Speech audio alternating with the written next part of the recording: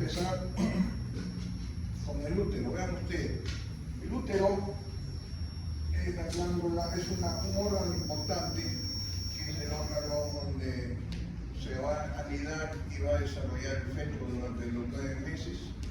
Tiene una forma de una pena invertida, vean ustedes, y adopta diferentes tamaños dependiendo de la edad de la mujer o de las diferentes etapas. En la niña tiene un aspecto que es más pequeño, en la edad adolescente, en la madura y en la multípara, he tenido muchos hijos, tiene otra forma y otra lo que es otro tamaño. Normalmente el útero tiene un tamaño de 8 a 10 centímetros por 4 por 2, tiene la forma de una pena invertida. Vean ustedes, este es en el adulto. Para su estudio vamos a tener y dividirlos en lo que es la capa serosa, la externa, que se va a llamar ahora un concepto importante que es el perimetrio, que hoy día en la mesa les tomé ese concepto del perimetrio.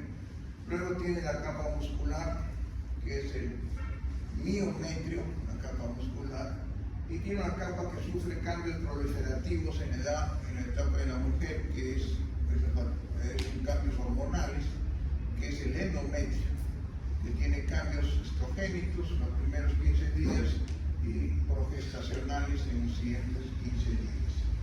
Para su estudio entonces tiene esta forma, tiene como partes el fondo, el cuerpo, el cuello y el canal endocervical. Aquí lo están viendo. Vamos a seguir para que tengan una idea. Aquí tenemos igualmente el fondo, el cuerpo, lo que es el conducto canal endocervical, el cuello uterino, que tiene 2 orificios. El canal endocervical comunica a la cavidad uterina por el orificio interno y comunica a la vagina por el orificio externo. Un ratito, tú tienes para ampliar porque está un poco tan chico. Parece que hay problemas en cuanto a la imagen. No ocupa toda la... Pues nuevamente sí, porque me parece que ahí... Sí, yo lo hago, pero como te digo, la imagen parece que es de arriba. ¿Será que me dejan? Sí. Ah, bueno. Ya, empezamos de gracias. Vean ustedes, entonces tenemos lo que es el canal endocervical. El canal endocervical, el cuello uterino. Miren acá, esto se llama el orificio externo que comunica el cuello con la vagina. Y esto se llama los fondos de saco vaginales o paracolpos, que lo vamos a describir igualmente entre un momento. Aquí tenemos, vean ustedes, el orificio cervical interno, porque en el examen práctico del poner un alfiler acá, el orificio cervical interno, orificio cervical externo o conducto endocervical. Lo que tienen que saber es que comunica con lo que llama el cuerpo uterino, el orificio endocervical interno y con la vagina, que para eso se llama fondo de saco vaginales o paracolpos. Los fondos de saco vaginales o paracolpos va a ser uno anterior, otros posteriores y 2 laterales. El posterior tiene mayor longitud y amplitud. Aquí tenemos, vean ustedes las relaciones que tiene el útero con la vagina, es decir, aquí tienen el paracolpo, el fondo de saco vaginal y lo introito y lo que es el conducto vaginal, que es la parte distal. Esto es importante, es decir, los ángulos que tiene el útero, que la importancia viene a ser por qué. ¿Quién me dice por qué es importante esto? Evidentemente es en la gestación. Si el útero toma una posición inadecuada, la gestante es candidata a tener abortos repetitivos, abortos que muchas veces se puede evitar conociendo la posición adecuada que debe tener el útero. El útero tiene una posición que se llama anteversoflexión, que es el eje que tienen que ustedes que ver entre el eje del cuerpo uterino con el eje del cuello. Este eje del cuello y del cuerpo uterino está en promedio 120 grados y me va a indicar que el útero mira hacia adelante, que es la posición adecuada, y esto se llama anteversoflexión. ¿Está claro? Anteversoflexión. El otro, entonces, el eje del cuerpo con el otro ángulo se llama anteversoflexión, anteversión. Es igualmente el útero mira hacia adelante y va a tener como eje principal, sigue siendo el eje del cuerpo, más aquí agrego el eje de la vagina. Lógicamente, los dos ejes, versiones que yo le junto a los dos, anteversoflexión, que es la posición adecuada para que el útero tenga una gestación a término. Si no tuviese esa posición, esta gestante va a tener candidata a abortos repetitivos. Por eso es importante. Segundo, vean ustedes entonces, esta es la posición. Y dentro de esa posición hay una serie de variantes, como es la retroversoflexión, que ustedes lo ven aquí. Esto es inadecuado para una gestación. Es inadecuada para una gestación. Lo normal va a ser que el útero tienda a mirar hacia adelante, flexionarse hasta el fondo, a la cúpula vesical, hacia adelante. Entonces, vean, esto es lo adecuado. Entonces, acá tenemos la retroflexión, es inadecuada, la anteflexión es la adecuada. Acuérdense de los dos ángulos. Y los grados de retroversión, vean ustedes, hay diferentes grados. El que está en rojo es el grado que ya toma contacto con el recto pelviano. Evidentemente es el inadecuado. Siempre el anteversoflexión es el único en el cual me va a permitir que la gestante llegue al término su gestación. Aquí tenemos entonces las relaciones del útero con la serosa. Vean ustedes. La serosa peritoneal, que viene de acá del ombligo, acuérdense cuando vimos abdomen, se iniciaba en el ombligo, descendía por la cavidad peritoneal mayor, miren, voy a que me sigan por acá, llega a lo que se llama el borde o cúpula de la vejiga, pasa por delante de la vejiga, se introduce a la cara posterior de la vejiga y asciende por la cara anterior del útero. Este fondo de saco se llama fondo de saco vésico-uterino. Es una zona de declive que tiene el útero y mide en promedio 5 centímetros. Luego de revestir la cara anterior, el útero asciende por el borde superior del fondo y luego vuelve a descender y es por la cara posterior uterina y va a tomar contacto con el recto por su cara anterior y va a ascender por la cara anterior del recto y va a formar lo que se llama el fondo de saco útero-rectal, que es la zona de mayor declive que posee el útero en la mujer, y eso se denomina fondo de saco de Douglas, vean ustedes, o útero-rectal.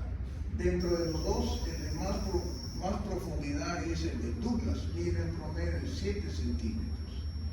Normalmente este fondo está ocupado muchas veces por asas intestinales. Luego de revestir al útero por su cara dorsal o posterior, va al fondo y asciende por la cara anterior del recto, luego se vuelve a ascender por el peritoneo parietal posterior. ¿Qué quiero decir con eso?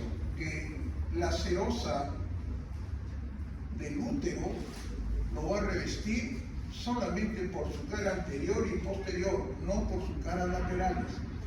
A esa serosa que recubre al útero por estas caras, anterior y posterior, recibe el nombre de perimetrio. Entonces ya tenemos un concepto. Perimetrio son las hojas del peritoneo que se adhieren al útero por su cara anterior y posterior. Acuérdense, perimetrio. Aquí tenemos, vean ustedes, ahí está la serosa, el perimetrio que le dije, pues, no por sus caras laterales, sino por su cara anterior y posterior. Así es. Luego tenemos la segunda capa que es muscular y por último la tercera que es el endometrio, que es la que sufre cambios proliferativos. Aquí tenemos el miometrio. El miometrio, vean ustedes, es la capa más gruesa, tiene generalmente fibras longitudinales, oblicuas y circulares. El más grueso, vean ustedes, en la capa superior, es más delgado a nivel del cuello y en el canal endocervical. El miometrio, y es otro concepto, vean los músculos que forman parte del útero, generalmente asientan una serie de fibromas que muchas veces son benignos, pero que producen sangrados irregulares y copiosos en la mujer que tiene miomas. Eso hay que operar. Entonces no confundir. Vean ustedes, quistes con miomas. Miomas se utiliza, se ve en la capa muscular uterina. Entonces esa es la segunda capa. Vean ustedes la capa muscular. El útero crece durante la gestación. Si les dije al iniciar que el útero medía de 8 a 10 centímetros por 4 por 3, ¿cuánto más crece el útero en una gestación? ¿5 veces más? ¿Qué me dicen? ¿6? ¿7? ¿Cuántas veces más crece el útero en una gestación? Más de 10. O sea, más de 10, hasta 11 a 12 veces más. ¿Y eso qué condiciona? Que las arterias que irrigan al útero, las uterinas, sean tortuosas, espiraladas. ¿Por qué? Porque van a crecer con el útero, si no colapsarían. Pues. Si fuese una arteria como cualquier otra, crece el útero y se rompen. En cambio, las arterias uterinas que vamos a ver son espiraladas para poder crecer las veces que el útero vea durante la gestación. Vean ustedes, el útero al crecer muchas veces puede llegar hasta la cavidad abdominal. Va a presionar, ¿qué es esto? La vejiga. Este fondo de saco que ustedes ven acá, vésico uterino, que muchas veces es pequeño, acá está el vésico, el útero rectal, que es más profundo. Pero lo cierto es que al crecer presiona, vean ustedes, se adhiere y desplaza las asas intestinales y muchas veces va al peritoneo, parte de la cavidad abdominal, aprisionando a la vejiga. Por eso en las gestantes siempre hay el deseo imperioso de orinar a cada rato, por la presión que hace el crecimiento del útero en la gestación. Ese es el miometrio. En cambio, el endometrio, ven ustedes, es la que sufre cambios proliferativos. ¿Y cómo se manifiestan estos cambios proliferativos? ¿Saben cómo? En lo que es la menstruación en la mujer. ¿Qué cosa es la menstruación? A ver, ¿quién me dice? ¿Qué significa la menstruación? ¿Por qué? ¿Qué cosa es la menstruación en la mujer? A ver, ¿qué me dice? Como les dije, esta capa, la capa interna, vean ustedes, el endometrio, sufre cambios proliferativos. Los primeros 15 días, las hormonas en la mujer son estrogénicas y los otros 15 son progestacionales. Diferente en el hombre es testosterona a nivel de los testículos, ahí la está produciendo la testosterona, pero aquí son estrogénicas y progestacionales. ¿Qué significa? Que el endometrio se prepara todos los meses para fecundar, para ser fecundado, ¿no es cierto? O sea, en la mujer, todos los meses, prepara el útero en condiciones adecuadas para fecundar. Y como no sucede eso, lógicamente, no sucede. ¿Qué sucede?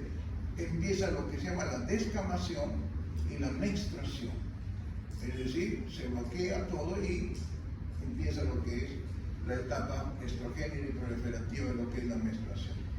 Muchas veces se utilizó el endometrio y lo que se llama estas dos capas como el ciclo menstrual en la mujer para utilizarla como un método anticonceptivo natural. ¿Eso es cierto o no? Sí, porque entre los 30 días para una persona, una mujer que tenga una regla normal, 28 a 30 días, que siempre le venga 28 a 30 días, es fácil entonces cuidarse por este método que le llamaban del ritmo. ¿Es cierto? ¿Por qué? Porque yo sé que en los primeros 15 días, ese día va a ovular. A los 15 días ovula. Entonces utilizaban ese método que se llama ovulatorio normal en personas que tengan ciclos que son regulares, pero lamentablemente no todos tienen ese ciclo regular. ¿Está claro? ¿Cómo se utilizaba esto? Doctor decía, si estoy regulando, tengo 28 días o 30 días, el día 15º de cada ciclo, esos son días que le llaman ellos peligrosos, ¿no es cierto? 15 días. Y para eso se toma una semana antes y una semana después. ¿Cuánto vive el espermatozoide? ¿Cuánto puede vivir el espermatozoide?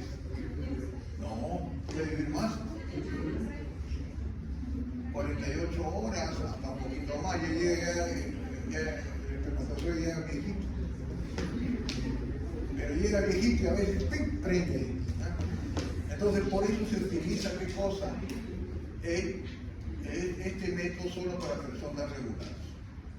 Y eso me explica qué cosa la fase endometrial. El endometrio entonces queda claro, son los que sufren cambios proliferativos y que son los que generalmente preparan al útero para la fecundación. El medio ambiente y las condiciones adecuadas para fecundar. Pero como no es fecundado, ¿qué cosa sucede? Se descama. Y todos los meses va a suceder lo que se llama la descamación y se traduce en la menstruación. Cosa que si una persona es fecundada, ¿qué sucede? Lo primero que se suspende, ¿qué cosa es? La regla, ya no va a tener regla. Se suspendió la menstruación, ¿por qué? Porque ya el espermatozoide ha fecundado. Entonces vean ustedes, es una de las características importantes de esta tercera capa que tiene el útero, que es el endometrio. Aquí tenemos los medios de sostén que presenta el útero, vean ustedes. El útero tiene unos medios de sostén, su continuidad con la vagina, que quizás es el más importante, el diafragma pelviano principal y secundario, aquí está, su relación posterior con el recto, que son métodos indirectos, y anterior con la vejiga. Pero como veremos más adelante, existen ligamentos que van a ayudar a sustentar y fijar el útero en su posición. Entonces esos son los indirectos. El piso, el recto por detrás y la vejiga. Y este es el más importante, el ligamento ancho. El día de la práctica ustedes van a agarrar un útero y van a ver el ligamento ancho. El ligamento ancho tiene dos hojas, una hoja posterior y una hoja anterior. En esta visión de este esquema están viendo ustedes al útero, el ovario. El ovario se observa en la cara posterior. Tenemos la trompa uterina y hacia adelante el ligamento redondo. O sea, imagínense ustedes que el útero tiene tres alerones importantes. Uno central y muy arriba, que es la trompa uterina, un alerón posterior donde va a estar el ovario y un alerón anterior que mira hacia el pubis, que es el ligamento redondo. Tres alerones superiores. Estos van a estar cubiertos por un ligamento ancho. ¿Qué hace el ligamento ancho? Fija las caras laterales del útero a las paredes de la pelvis. Fija las caras laterales del útero a las paredes de la pelvis. No confundir con el perimetrio que acabo de decir, que es la serosa que se adhiere al útero por su cara anterior y posterior y luego vuelve a subir al peritoneo abdominal. El ligamento ancho solamente su función es fijar las caras laterales a las paredes y se divide en dos hojas. Una hoja posterior, que la estoy viendo acá, que fija esta hoja que tiene de mayor amplitud. ¿Por qué sería la hoja posterior de mayor amplitud? Porque recuerden que el fondo de saco de Douglas es más profundo en la cara posterior, o sea que tendría que ser una hoja más grande. Y adelante, ¿con quién limita el útero? Con la vejiga. Y hay un fondo de saco vesico-uterino más pequeño. La hoja anterior es más corta. Entonces tenemos el ligamento ancho que se va a comportar, como veremos dentro de un momento, de la siguiente manera. Ahí tienen ustedes el útero, las trompas y hacia atrás los ovarios con los ligamentos que lo van a sustentar. Aquí tenemos una visión por delante. Esto es por delante. Por delante vamos a esto, es la hoja anterior. ¿Qué hace la hoja anterior? Se adhiere al ligamento redondo. Este es el alerón funicular. El útero tiene dos alerones anteriores, lo que son las proyecciones del ligamento redondo, que es el similar o el paralelo al homólogo del cordón espermático en el hombre. Este ligamento redondo se introduce al conducto inguinal en la mujer. ¿Me entienden? Más que un elemento de fijación, este ligamento redondo es un elemento de orientación. El ligamento redondo está hacia adelante y le va a permitir que el útero esté en una posición anteversoflexión, mirando hacia adelante. Aquí tenemos el ligamento redondo y las hojas, ¿qué es esto? Las hojas anteriores del ligamento ancho. Entonces, lo que quiero que sepan, el ligamento ancho es un ligamento de fijación, que fija al útero a las paredes laterales. ¿Cuántas hojas tiene? Dos. Una hoja anterior y una hoja posterior. Ahora ustedes me preguntarán, doctor, ¿cómo se comportan estas hojas cuando ascienden a esos tres alerones? Acuérdense que dije, tiene tres alerones el útero. Hacia adelante, el ligamento redondo. Intermedio de arriba, la trompa uterina. Y posterior, los ovarios. ¿Está claro? Ahora, ahí lo tienen. Ahora vamos a hablar del ligamento ancho. ¿Qué otros elementos de fijación va a tener el útero? Hacia atrás, el ligamento útero-sacro. Hay que buscarlo si hay un pelvis femenino. Hacia adelante, el ligamento que une el pubis, la vejiga y el útero. Pubo-vesicouterino. Entonces tenemos acá. Y aquí estamos viendo los tres alerones. Miren, muchachos. En posterior, el alerón ovárico, donde está el ovario. Intermedio y más alto, donde está la trompa uterina. Y hacia adelante, ¿qué es esto? El ligamento redondo. Vean cómo se introduce en el conducto inguinal en la mujer. Esta imagen es muy importante para explicarles algunos conceptos. Miren, voy a empezar con la hoja posterior. Me van a seguir con el puntero. Miren, esta es la hoja posterior. Voy a seguir por acá. La hoja posterior. Y luego vean ustedes, me voy en busca del ovario. Envuelvo al ovario y luego regreso para volver a ascender hacia el alerón de la trompa uterina. Ahí está la trompa uterina. Bordeo la trompa y regreso por acá al anterior. Y esto ya es hoja anterior. Hoja anterior. Voy en busca del ligamento redondo. Bordeo el ligamento redondo. Sigo con hoja anterior y me voy al piso. ¿Eso qué significa?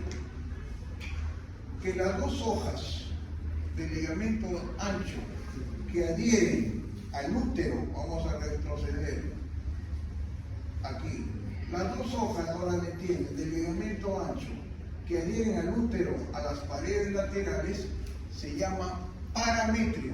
Otro concepto, parametrio. Las dos hojas del ligamento ancho que proyectan el útero, específicamente el cuello, a las paredes laterales, lo pongo alfiler acá, se llaman parametrio. Pero por ese parametrio van a ascender una serie de estructuras importantes. ¿Cuáles? La arteria uterina, entre las dos hojas del parametrio. Dos, vean ustedes, las venas uterinas. Tres, el uréter en este lado, pelviano. Cuatro, grasa de relleno. Y cinco, plexos vegetativos uterinos. Entonces, repito, cinco cosas transitan entre las dos hojas del parametrio. ¿Está claro? A este parametrio, voy a retroceder, también se le conoce como ligamento cardinal de McEnroe. Entonces, inicié hablando con ustedes que el ligamento ancho, ¿qué fijaba? El útero a las paredes. ¿Cuántas hojas tiene? Dos. ¿Está claro? Pero estas dos hojas se comportan diferente. Proyéctense en las dos hojas que van al piso, donde está el cuello aquí. Esto se llama parametrio. ¿Está claro? ¿Y qué pasa por el parametrio? Va a pasar la arteria uterina, las venas uterinas, grasa de relleno, linfonodos, el uréter pelviano y los plexos vegetativos uterinos. Pregunta de examen. Parametrio. Ahora, les decía que asciende, miren ustedes, vuelven a ascender. Ahora concéntrense en la hoja posterior. La hoja posterior va al encuentro del ovario, miren, lo bordea el ovario y regresa.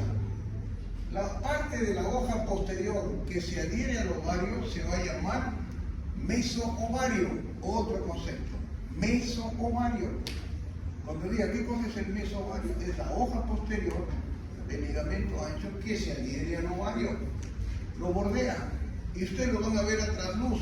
Mire, doctor, este es el mesovario.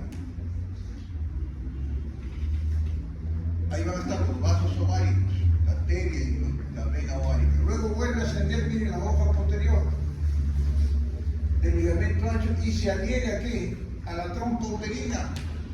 Y eso se va a llamar mesosalpinx. Mesosalpinx.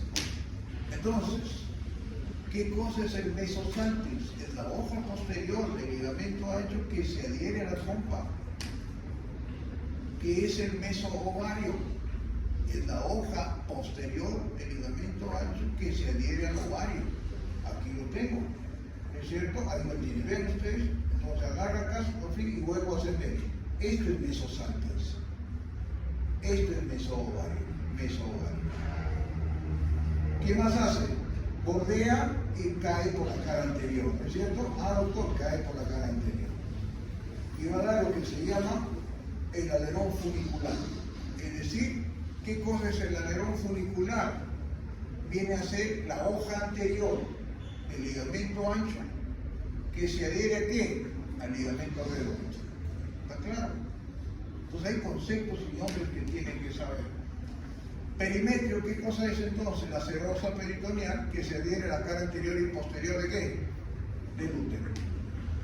Miometrio, ¿qué es? Es el concepto de la capa muscular del útero. Endometrio, ¿qué cosa es? Es la tercera capa uterina que sufre cambios hormonales propios del útero. Parametrio, ¿qué cosa es? Son las hojas del ligamento ancho, anterior y posterior, que fijan el cuello a la pared, a la que está acá abajo. Y pasan algunas estructuras, por ahí asciende la arteria uterina, el urete, grasa de relleno, las venas uterinas, ¿qué más le dije? Linfonodos y el plexo vegetativo. Tengo acá el mesoovario. Es la hoja posterior del ligamento ancho que se adhiere al ovario. Mesosalpinx, la hoja posterior del ligamento ancho que se adhiere a la trompa uterina. Por eso el concepto es siempre tener la siguiente. El ovario está más abajo, miren, imagínense que el ovario está acá. Aquí estaría la trompa. Y acá adelante el ligamento redondo. O sea que la hoja posterior haría esto, vuelve a ascender, mesovario, mesosalpinx, hoja anterior recubre al ligamento redondo. ¿Está claro? Y vuelve al piso. Ese es el ligamento, entonces, ancho. Ahora, otro concepto. Las dos hojas del ligamento ancho que se adhieren a los tres alerones, vean ustedes, se llama mesometrio. Ya ven otro concepto. Copien esto. Las dos hojas del ligamento ancho que se adhieren al ovario, a la trompa y al ligamento redondo es lo que se llama el mesometrio. Vamos a seguir. Qué interesante es el ligamento ancho, vean ustedes. Entonces eso es lo que tienen que ver. Esto les voy a explicar mejor este esquema. Miren ustedes. Aquí tienen la hoja posterior y la hoja anterior, ¿está claro? Aquí han puesto, este es el parametrio, pero han puesto solamente aquí a la arteria uterina. Aquí debería estar también, ¿qué cosa? El urete, aquí no está el urete, no, ahí está el urete, tenía las venas uterinas, los linfonodos, el plexo vegetativo y grasa de relleno. Pero miren lo que hace, la hoja posterior asciende, ¿y qué va? ¿A dónde va? Va en busca del ovario, lo recubre y luego regresa con su pedículo. ¿Cómo se llama esto? Mesoovario. Luego vuelve a ascender, recubre la trompa uterina. ¿Cómo se llama? Mesosalpinx. Regresa por la hoja anterior y va a buscar ¿qué cosa? El ligamento redondo. Ahí lo tiene, el alerón funicular. Entonces así se comporta el ligamento ancho. Vamos a seguir.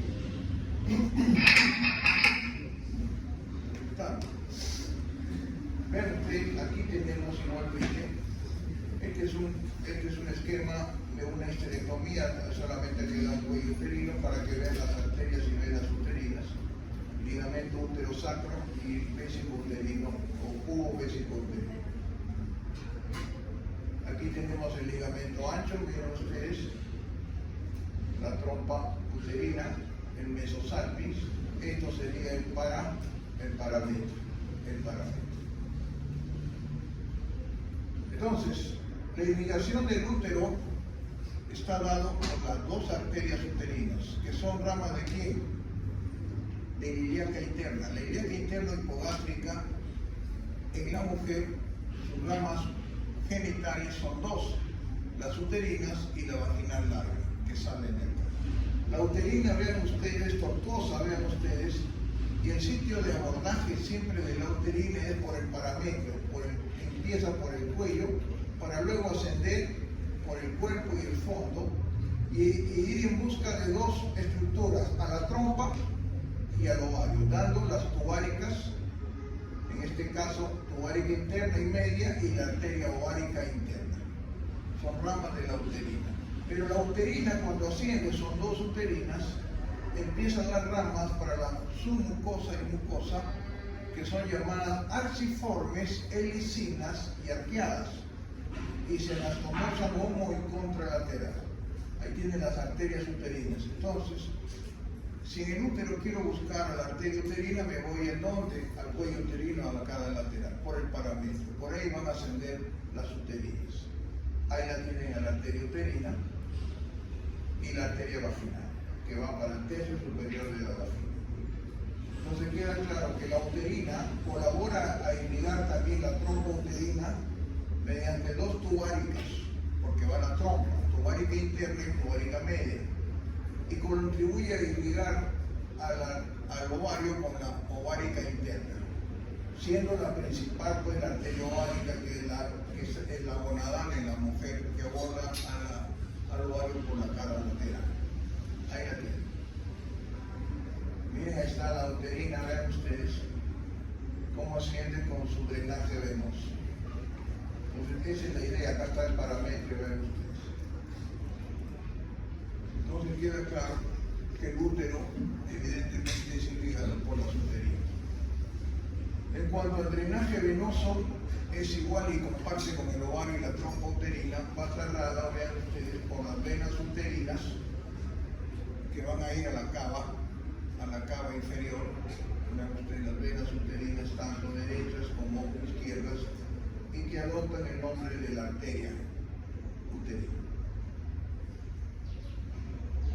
Los linfáticos generalmente son paraórticos, son rectales superiores, son los sacros e ilíacos, que van a dar grupos linfonodales para el útero, que son importantes. La inervación del útero va a estar dada por lo que se llama el plexo hipogástrico inferior, cuyas raíces parasimpáticas vienen de los espláncnicos pelvianos, que van a producir en el ser humano cuatro acciones importantes. Los parasimpáticos espláncnicos vienen de S2, S3 y S4. Producen cuatro cosas: micción, defecación, trabajo del parto en la mujer y erección en el hombre. No se olviden de eso. Y una de esas, con el trabajo del parto y con el parto, es importante, entonces es la combinación de la gestación. Repito, la inervación es por el plexos parasimpáticos espláncnicos de S2, S3, S4, que producen en el útero trabajo del parto, defecación, micción y erección en el hombre. Por eso, cuando hay traumatismos vértebro-medulares a esos niveles, S2, S3, miren acá, S4, tengo un accidente y lamentablemente justo tengo una fractura a ese nivel, me va a comprometer esas raíces nerviosas, voy a tener vejiga neurogénica, dificultad para defecar, no voy a realizar un parto normal en la mujer, no realiza, es candidato a ser cesárea, porque el útero no se va a contraer por el problema y va a tener erecciones, disfunciones en la erección.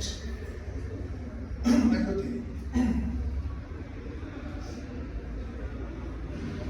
Vean ustedes, este es un mioma uterino, cómo está el útero, cómo se deforma, vean ustedes. Ahí tienen lo que les dije, los fibromas, que son mayormente en el mioma, pueden ser subserosos, submucosos, y que producen sangrados muy copiosos en la mujer, produciendo cuadros de anemia, muchas veces severa, por la pérdida sanguínea, que no tiene nada que ver con la menstruación. Aquí se está perdiendo hay un problema en la irrigación, hay unos tumores benignos, estos son benignos, no son malignos, pero que producen sangrados irregulares y profundos. Esta es una distopía genital, prolapso uterino. Miren ustedes, las paredes donde está el cuello uterino se relaja tanto que la paciente tose y su cuello sale hacia el exterior. Miren ustedes, tose y sale al exterior. Miren el prolapso uterino, que en este caso es tercer grado. Miren cómo el cuello salió hacia afuera. ¿Ya? Aquí tenemos el segundo grado del cuello uterino. Y esto es un motivo de seminario. ¿Cuál es el seminario que van a hacer? ¿Qué tema van a hacer? Cáncer de cuello uterino. El cáncer, miren ustedes, es una de las causas de muerte en la mujer. Muchas veces pasa desapercibido, o muchas veces no se hace un examen adecuado. Por eso se les pide siempre hacerse el examen que se llama el Papa Nicolau, hacerlo justamente por lo menos una vez al año.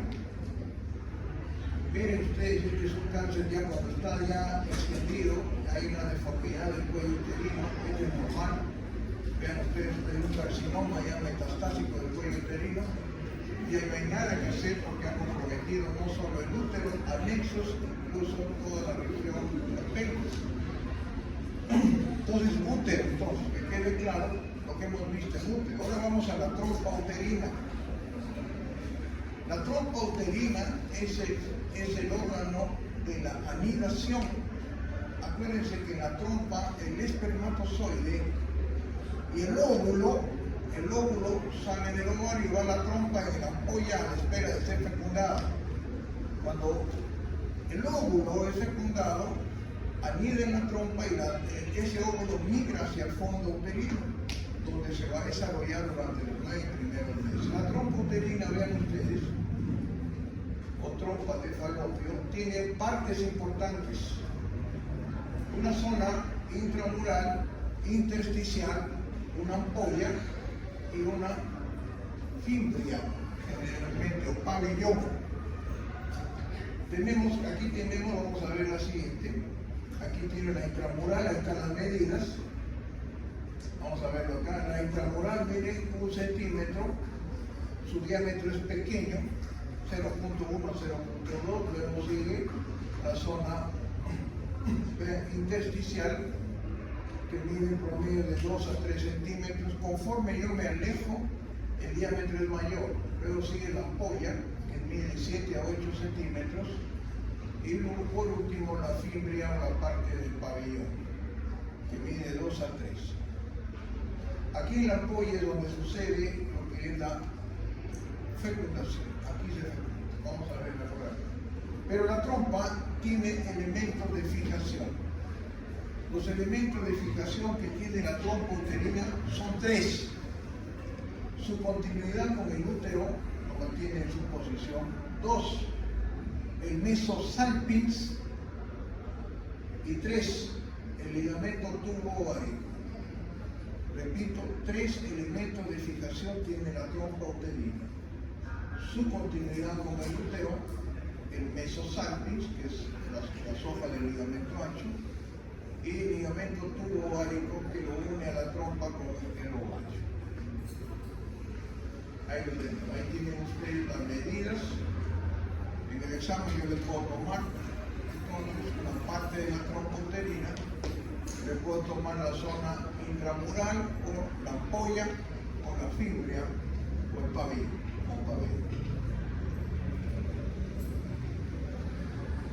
Aquí tenemos, como les dije, los elementos de fijación de la trompa uterina. Son 3. Ahí lo tienen. Aquí también, ahí lo tienen.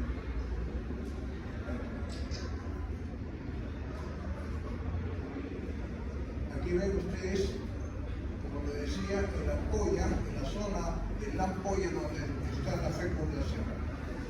Luego de la ovulación, este óvulo viaja y migra hacia la ampolla de la trompa uterina a la espera de ser fecundado. Si esta persona tiene relaciones, es fecundado, el espermatozoide fecunda en la ampolla y luego ¿qué sucede? Migra este ovocito fecundado hacia el fondo uterino en forma de mórula y va a desarrollar durante los primeros 4 días y se anida en el fondo uterino. Pero ¿qué puede suceder? A veces sucede, no es muy común. Ahí tiene la trompa, vean ustedes, esto se llama ligadura de trompas y que generalmente se hace con consentimiento de la madre luego de dar a luz o que es sometido a una cesárea. Se firma, ahora hay que hacerlo así, firmar un documento en el cual desea ligadura de trompas. Entonces, para ya una persona que ha tenido descendencia, tiene ya hijos, ya no desea tener más hijos y se hace la ligadura. Que en el hombre, ¿cómo se llama? Vasectomía. Lógicamente en el hombre es más difícil que se haga, ¿no es cierto? En el hombre hay muchas creencias, dicen que le va a hacer daño. ¿No es cierto, Coto? Le hace daño. Entonces tenemos esa característica. Aquí tenemos la ligadura de trompa. En cuanto a la irrigación de la trompa uterina, es a través de las tubáricas. ¿Cuántas tubáricas tenemos? 3. 2 son de la uterina, que acuérdense que ya les dije, ascendida por la cara lateral del útero y va a la trompa. ¿Cuáles son las que participan en la arteria uterina? La tubárica interna y la media. Y una es de la ovárica. La ovárica contribuye con la tubárica externa. Estas 3 arterias tubáricas las puedo ubicar y ver a trasluz en el mesosalpinx, cómo se anastomosan homo y contralaterales. Entonces las tubáricas son las que irrigan la trompa uterina. El drenaje venoso es igual. El drenaje venoso son las venas tubáricas que van a la vena uterina y esta a la cava inferior. Aquí tienen esto. ¿Qué sucede cuando hay una fecundación a nivel de la ampolla de la trompa y no migra? ¿Qué va a suceder? Embarazo ectópico. ¿Y eso puede ser viable o no? ¿Ah? ¿Qué cosa hay que hacer ahí? Yo le puedo decir que siga. Normalmente corre peligro la madre porque puede morir por un desangrado. Y la trompa es tan chiquita que no está capacitada para albergar todo el feto. Vean ustedes. Pero así como hay embarazos ectópicos, normalmente, aquí está el porcentaje, el 80%, vean ustedes, es a nivel de la ampolla, como le dije, embarazos que se suceden en la ampolla. No migra este ovocito, aunque al fondo uterino se queda aquí, y empieza a desarrollar ahí. Hay un 15% que es sísmico, hay un 5% que es intersticial, y hay un 5% que se quedó en la fibria. Pregunta de examen, el 90%, el 80% son ampolladas. Vean ustedes este embarazo ectópico, miren cómo empieza a crecer en la trompa. Esto es una emergencia. Hay que decirle a la mamá que ese embarazo no puede continuar, porque pone en peligro la vida de ella. Imagínense ustedes que siga creciendo. ¿Qué va a producir? Un sangrado, va a haber una hemorragia masiva, va a estallar eso y va a empezar a sangrar, un shock hipovolémico por pérdida sanguínea y va a haber muerte, prácticamente va a haber una hemorragia. Eso hay que terminarlo definitivamente. Ahí está el embarazo ectópico, acá está igual el embarazo. Drenaje venoso, ya lo dije. Comparte igualmente con los ovarios y el útero. Estos sí, aquí son iguales, son las venas ováricas, con las venas tubáricas, todas van a ir a la cava a través del uterino. Igual aquí. Así que eso comparte tanto la trompa, el ovario y el útero, el mismo drenaje venoso. La inervación es igual. Está dado por los plexos espláncnicos lumbares. Vean ustedes que le acabo de decir, el plexo ovárico y los ganglios sensitivos de los espinales de T11 que hay en está dentro de los motores viscerales del hipogástrico inferior. Este es el componente parasimpático. Eso se lo dejo a ustedes. Igual acá.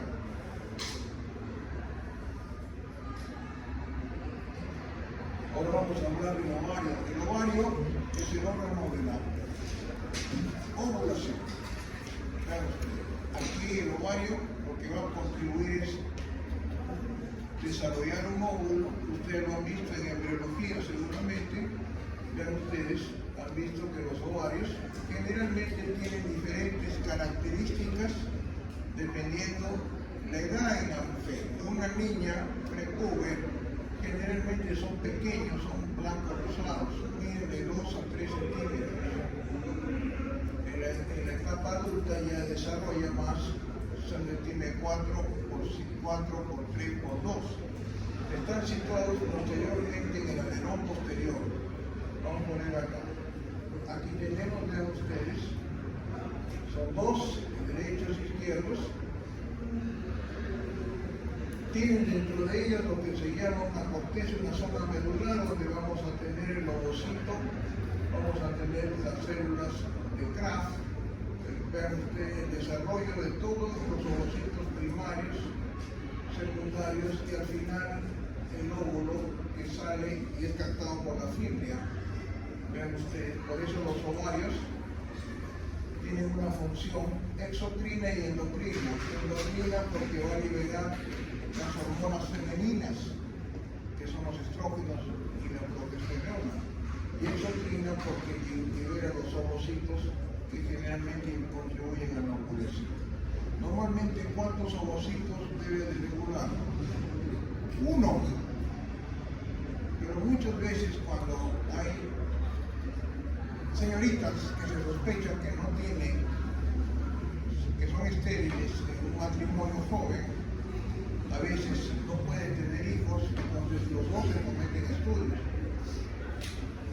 Y cuando se estimula muchas veces a la ovulación, se estimula, producen muchas veces 2 óvulos o hasta 3 óvulos, produciendo muchas veces en estos pacientes que son sometidos a tratamientos para poder procrear embarazos múltiples. Ahora, los embarazos múltiples pueden ser mellizos o pueden ser 2, se ve muy a menudo, pero hay un factor también genético hereditario. Si ustedes tienen hermanos mellizos, hermanos gemelos, o han tenido en la familia, puede haber una posibilidad que tengan también esa posibilidad. Vean ustedes, ahí tienen ahora los elementos de fijación que presenta el ovario, que siempre les pregunto, son 4. El ligamento útero-ovárico, aquí hay uno. El útero se une al ovario mediante un ligamento útero-ovárico. 2. El meso-ovario. 3.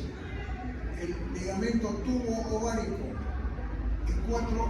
El ligamento lumbo-ovárico. Repito, 4 elementos de fijación tiene el ovario. Esto es la fosita de Krauss, donde se encuentra el ovario muchas veces. La fosita ovárica de Krauss tiene por límites los siguientes: superiormente la arteria ilíaca interna, posteriormente el lecho pelviano y anteriormente los vasos ilíacos o la ilíaca externa. Esa es la fosita de Krauss, donde se limita y se encuentra el útero. Ahí les dejo para que ustedes. Ya entonces hemos dicho cómo es el ovario, qué características tiene la zona de la corteza y la zona medular. Aquí están los 4 ligamentos que fijan al ovario en su posición y lo mantienen en su posición. Tubo ovárico es este de acá, útero ovárico, hay que verlo en el cadáver, me van a enseñar un útero o alfiler en el ligamento ovárico. 3, lumbo ovárico, va a la pared y 4 meso-ovario, que está aquí, el meso-ovario. Vean ustedes, ahí están los ovarios. Las patologías que afectan los ovarios, si ustedes lo han visto, ¿cuáles son? Los ovarios vamos a verlo acá, los ovarios poliquísticos. Vean ustedes, que se presentan mayormente en la edad que ustedes tienen, los ovarios poliquísticos causan dolor durante la menstruación y producen muchas veces ciclos anovulatorios. ¿Cómo se detecta? Con una ecografía, van a ver ovarios poliquísticos. Vean ustedes, y hay que valorar varias cosas. Hay que darles tratamiento, se les da tratamiento generalmente para reducir el tamaño de estos quistes ovarios, ¿ya? Donde muchas veces, como les dije, producen ciclos anovulatorios. Aquí tenemos un quiste de ovario, poliquístico, bueno, ovarios poliquísticos, ahí también parece un empedrado, vean ustedes, múltiples quistes en el ovario. Ahí lo tenemos. En cuanto a la irrigación del ovario, es por la arteria gonadal, es la arteria ovárica, que es la principal, ¿no es cierto? Cuando le digan quién irriga el ovario, pero también la uterina da una ovárica interna, no hay problema. Pero la ovárica gonadal es la principal, ya en ese sentido. Igual el drenaje venoso es similar, así que igual que la inervación, el ovario principal. Aquí comparten las inervaciones. Vamos a hablar rápidamente con la vagina. Vean ustedes, es un tubo músculo membranoso que se extiende desde el cuello hasta el orificio vaginal, mide de 7 a 9 centímetros de largo y rodea el extremo superior de la vagina, rodea el cuello y eso se llama paracoto.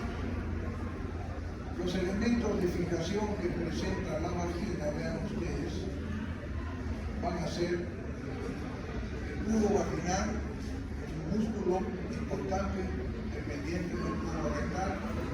Tenemos acá, vean ustedes, sus relaciones importantes anteriores. Miren ustedes, la vagina se relaciona anteriormente con la vejiga, con la uretra y con el diafragma urogenital.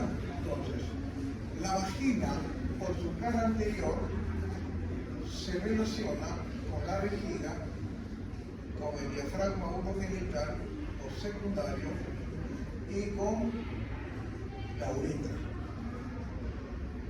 Posteriormente, la vagina se relaciona con el recto pelviano, con el canal anal y con el diafragma pelviano principal. Esas son relaciones importantes que tienen que saber, ¿ya? Recto pelviano, canal anal y diafragma pelviano principal. Esas son relaciones posteriores. La porción de la vagina que está en contacto con el cuello uterino, lo dije al inicial, se llama paracolpos o fondo de saco vaginal. Uno anterior, los laterales, y el posterior, este de acá, que es el B, es de mayor profundidad. Es de mayor profundidad. Igual acá, aquí tiene las relaciones ya que acabo de informar. La constitución de la vagina va a ser una mucosa, una muscular y una adventicia. No tiene lo que se llama una submucosa, tiene una adventicia, una muscular y una mucosa. Igual acá. La irrigación de la vagina corresponde a las arterias vaginales que abordan a la vagina por su tercio superior, medio e inferior. La superior son de la uterina, la vaginal larga. La media, vean ustedes, son de la rectal media. Y la inferior son de la pudenda. Entonces repito, las vaginales son tres: superior, que es de la uterina; la media, que es de la rectal media o hemorroidal media; la inferior, que de la pudenda. ¿Ya? Ahí la tengo. La inervación de la vagina comparte con la inervación del útero, que es el plexo pelviano, parasimpático pelviano, S2, S3, S4. Y también los nervios útero-vaginales importantes.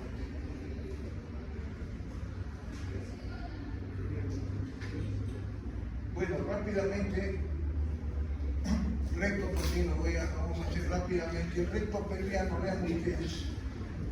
Aquí tenemos el recto, H inicia en S3 y termina en canal anal. Mide en promedio 15 centímetros. El recto está cubierto por la serosa peritoneal. Si yo lo divido en 3 tercios, el tercio superior se adhiere por su cara anterior y lateral, el tercio medio por su cara anterior nada más. Ahí lo tienen.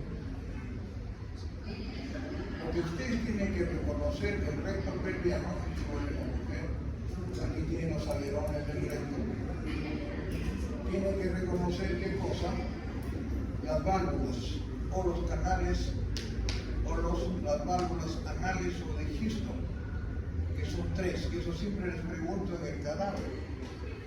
Son las superiores izquierda, la media es derecha y la inferior vuelve a ser izquierda. Esas son las válvulas de Houston o las válvulas anales, ¿ya? Las válvulas rectales, ¿ya?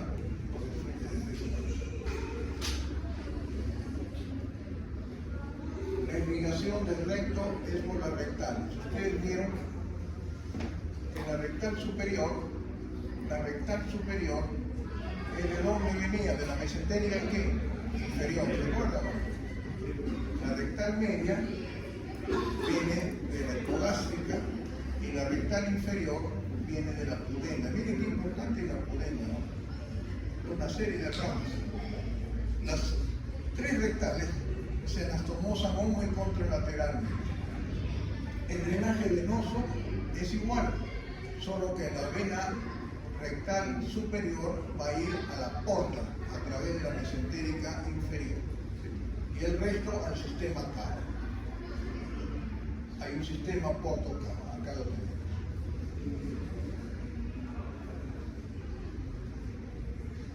La inervación del recto es por el plexo hipogástrico inferior a través del plexo rectal superior y medio. Bueno, nos vamos a quedar acá. Tienen seminario. Yo creo que el seminario lo van a hacer en la